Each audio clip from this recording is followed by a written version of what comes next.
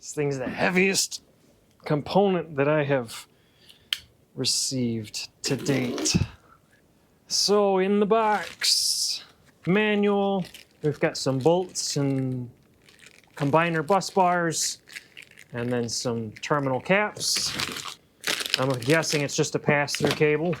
Battery inspection report, checked on 7/8/2023. Couple of mounting brackets for the battery. And then the beast itself. I like that the box has these handles on the side because otherwise wouldn't be able to do anything with it. Oh.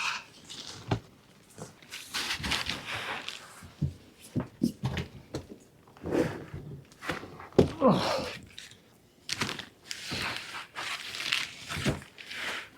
Oh, my fingers.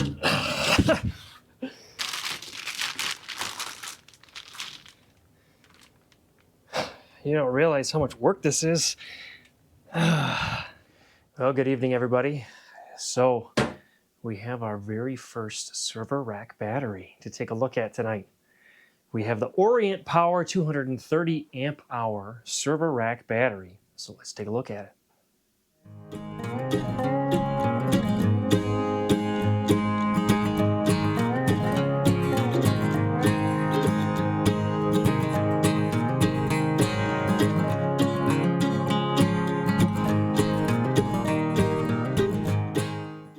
So Orient Power sent me this battery for my review, and that will in no way affect my review. If there's something I like, I'm going to tell you. If there's something that I don't like, I'll tell you that as well. What I want to do real fast is go through the specs. We'll do a capacity test, and then we'll take a look at hooking this up to maybe the Victron system and maybe the EG4 6000 XP just to see how the communication protocol works between both of those. And then at the end, I'll give you some pros and cons. So looking at the specs, this is a 48 volt battery, 230 amp hours, which gives you 11.7, 11.8 kilowatt hours of storage in one battery, which is massive. The recommended charge current on this is 50 amps, but it can charge at up to 160 amps. And it has a 200 amp continuous discharge BMS in it. It can actually discharge up to 230 amps for 5 seconds. So this battery is massive at 187 pounds. It's actually carving into my bench as I'm trying to move it around. It took my wife and I to get this thing up here using the handles, and it's just massive. The program discharge temperature is -4 to 140 degrees Fahrenheit. Recommended charge temperature is 23 to 131 degrees Fahrenheit.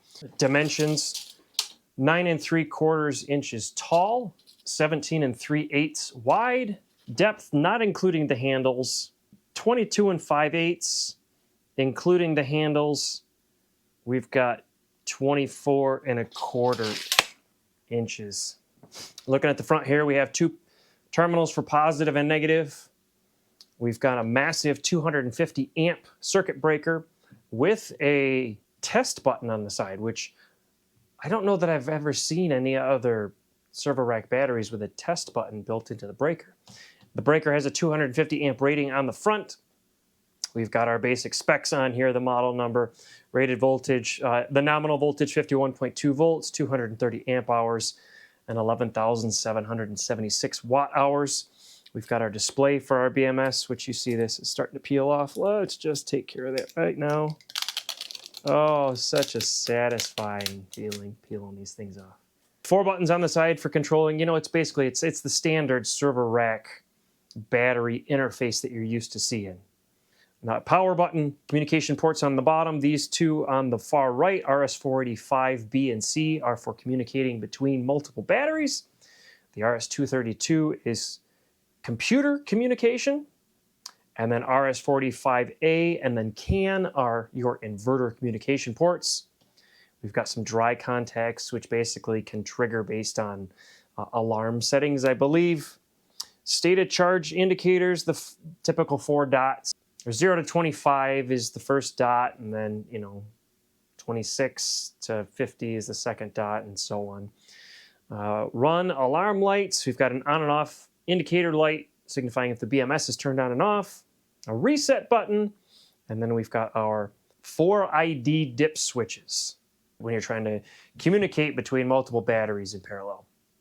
Let's see how this thing does on a discharge test. It should do 230 amp hours.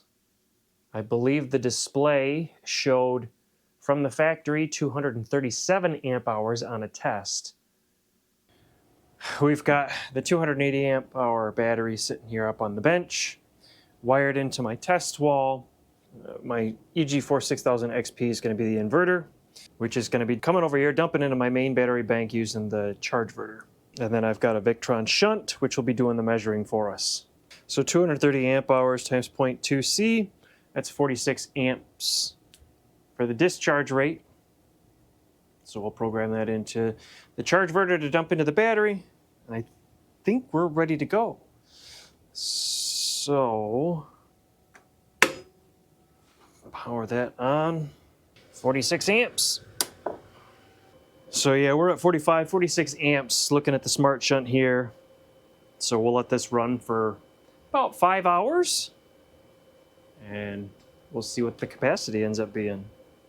Well, I was just in my office and I heard all the fans turn off. So our battery is drained as far as it'll go. And what does our smart shunt say? Low state of charge, 227.7 amp hours. So almost that 230, not quite. What's interesting is the inspection report shows factory capacity was 235.3 amp hours. It was the battery that turned off, not the inverter, so I did check that. So I might run the test off camera again and just let you know what the results of that test are. Since we just finished the discharge test, I figured I'd pop the lid, see what's on the inside. So there's what, 2, 4, 6, 8, 9 screws along the top perimeter. That's nice. Look at that. You got a diagram right here, right on the bottom of the lid. Very nice. Date April 15th, 2023, so a year ago. This was all put together. I like that. And then this inside, this is beautiful. I mean, that's the word that comes to mind. Wow. Well laid out, all your wires all underneath this. Oh, it's not even underneath, it's through. So this is actually a little cable trough that the wires run through, and then they have spots that come out for the balance leads and the temperature sensors. So this is really well put together. I mean, this is my first server rack battery, but this thing is beautiful.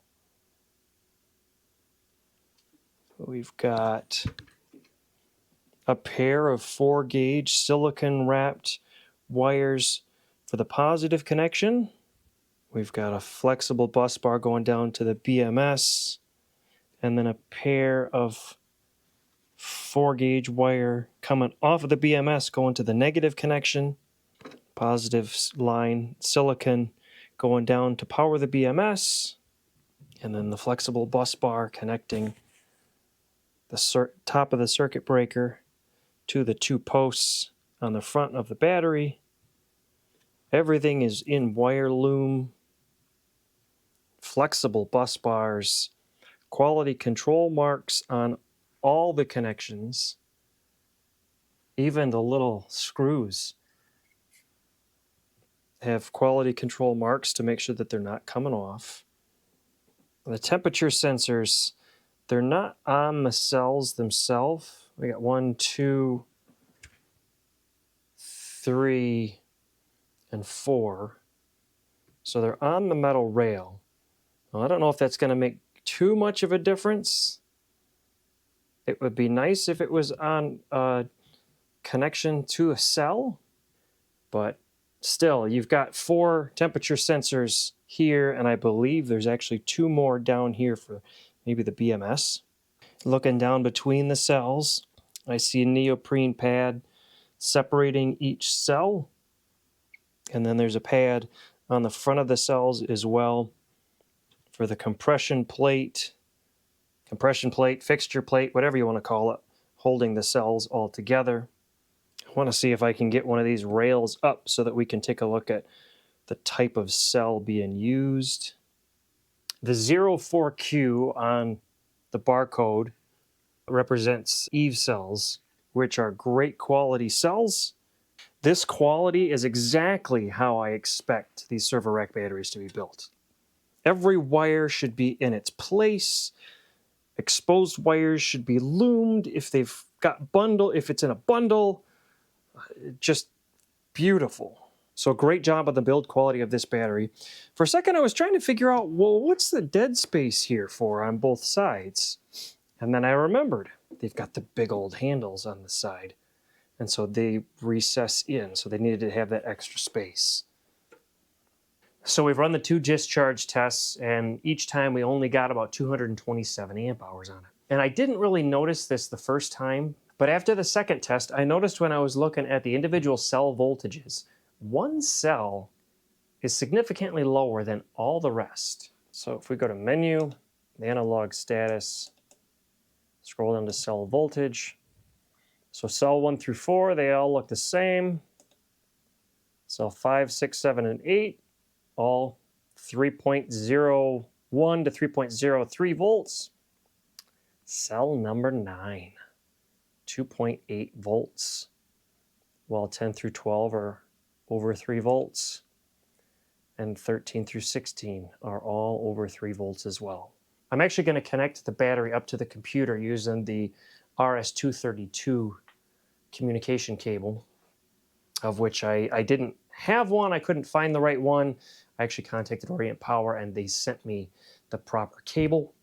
Now there is an FAQ article on the Orient Power site about how to set up RS-485 for the Lux Power 5 kilowatt inverter. And unfortunately, I wasn't able to get RS-485 to work at all. The battery supports all these different types of protocols, and the inverter supports at least the Pylon protocol and the Lux Power protocol, and I tried both and nothing happened. Now the cable that Orient Power supplies for communications is just a straight network pass-through cable. And if we look at the RS-485 and the CAN communication pinouts, we can see that pin number 1 is B and pin number 2 is A for RS-485. This port right here to the left is the communication port for batteries, and underneath it, it's got the pinouts listed. So P1 is RS-485B and P2 is RS-485A, which is exactly the same as what the battery is looking for. So the straight pass-through should work. And if I plug into here and plug the RS-485 in over here, we already saw this is on the Pylon protocol.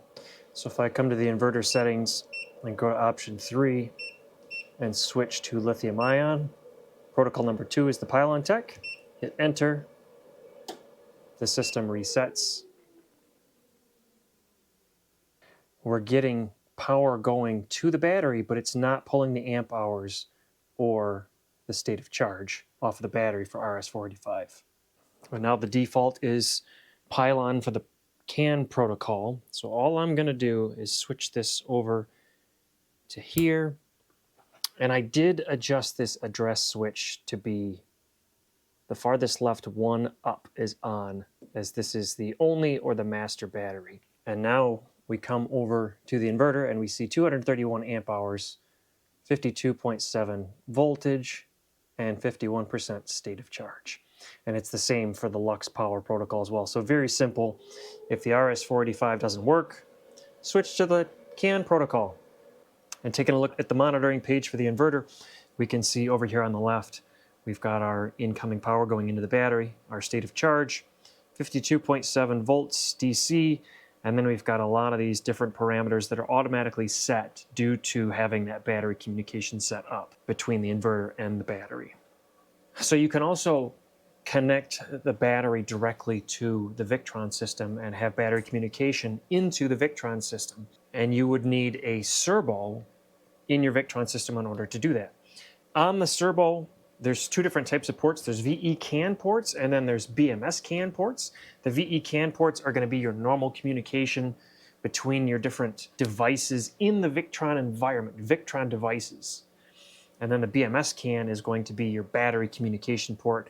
Now you can make a modification to the VE CAN port to connect the battery into the VE CAN port, but you have to use, I think it's a different bit rate in order for that to work, which I'm not going to go into because you can just easily plug it into the BMS CAN port. And then the other thing is you need to make sure that you have a special cable. So the BMS CAN port is looking for a specific pinout.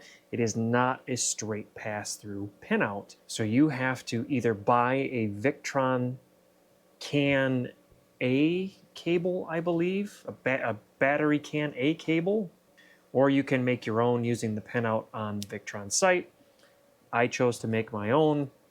And I have a toner tool which allows me to make sure that the pins are exactly what they're supposed to be from end to end. So in the software, we'll come here and set the CAN protocol to Victron and write that. We will open our VRM and look at our remote console device list. We're going to come over here and unplug our CAN cable from our EG4 system. And down here, I have my custom cable. And I wrote battery on this side. So we'll plug that into the CAN port. And then over on this side, it's going to be very hard to show you, but this gray cable is coming down into the BMS CAN port. And I have already connected this once before and named it Orient Power. And you can see it right here in the list. And we have full access to battery, state of charge, state of health, temperature, looking into the details of the specific cells, min and max, how many modules are in place. I mean, it really lets you see everything from that battery side that you could see in the software from the monitoring standpoint.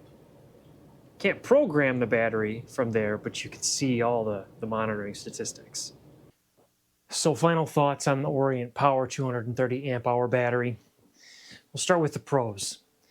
So this being my first server rack battery, I will admit, I love just the simplicity of the server rack battery design. You don't have to buy all these extra components. You just need to take your battery cables and connect them into your system. You don't have to buy the BMS separately. You don't have to buy circuit breakers separately. So I like that aspect. Inside this battery is a beautifully designed pack. I said it earlier, and really beautiful is just the only word that comes to my mind. I mean, you just look at it and it's just so clean and pristine. Another pro that comes to mind is regarding the communication options that are available for this battery. I want to say there's over 20 RS-485 protocols and over 20 CAN bus protocols available that you can use to connect this to different inverters for communication ability. I haven't done much with inverter battery communication before, but just the range of options. I mean, even if we look at the EG4, so for whatever reason, the RS-485 didn't work between the EG4 and this battery. I just switched to CAN bus and it worked. So it gives you a vast range of communication ability between an inverter and this battery. I do like that this is a 230 amp hour battery. If I did not have my water heater on my solar system, this one battery alone could run my house for quite some time. The water heater would, suck that down really quickly, but it gives you the ability to just have one battery instead of having to have, multiple, because the standard is what, the 100 amp hour server rack battery. So you would have to have at least 3 of those to get close to the capacity of this. I mean, 2 would get you close, but 3 would give you would give you more than this. But again, that's one battery. It's got a 200 amp BMS in it. So it could draw the current needed to run a lot of the devices at my house at a single time. I mean, very rarely do I ever hit or come close to 200 amps. And so this one battery could handle that. Now, the 230 amp hour does kind of come into what some people might look at as a con, and that is the weight. It is, I think it was 187 pounds, and that's a lot. It is extremely heavy. But I will say, how often are most people moving their batteries around once they get them installed? Probably not a lot. For me, yeah, I move stuff around all the time, but that's me. But I would imagine for the average person, once you install your battery, it's going to be just like the rest of your solar components. You're going to set it, and for the most part, you're probably going to forget it. So it might be a con to some, it might not. The last con that really comes to mind is the fact that it could not meet 230 amp hours. Yeah, I actually ran 3 separate discharge tests. Again, all being tracked by the Victron Smart Shunt, and each one came to be around that 227 amp hours. So it's a few amp hours short. We did see that one cell number 9 does discharge faster than the other cells. I checked torque on that cell. I looked at it when it was charging, and it top balances fine. It's just when it gets near the bottom end of discharging that it kind of takes off faster than others. So I'm going to play around with a little bit. A lot of server rack batteries, from what I've seen, take a handful of cycles in order for everything to get completely balanced from both the charge and the discharge standpoint, so that you don't have these little cell runners.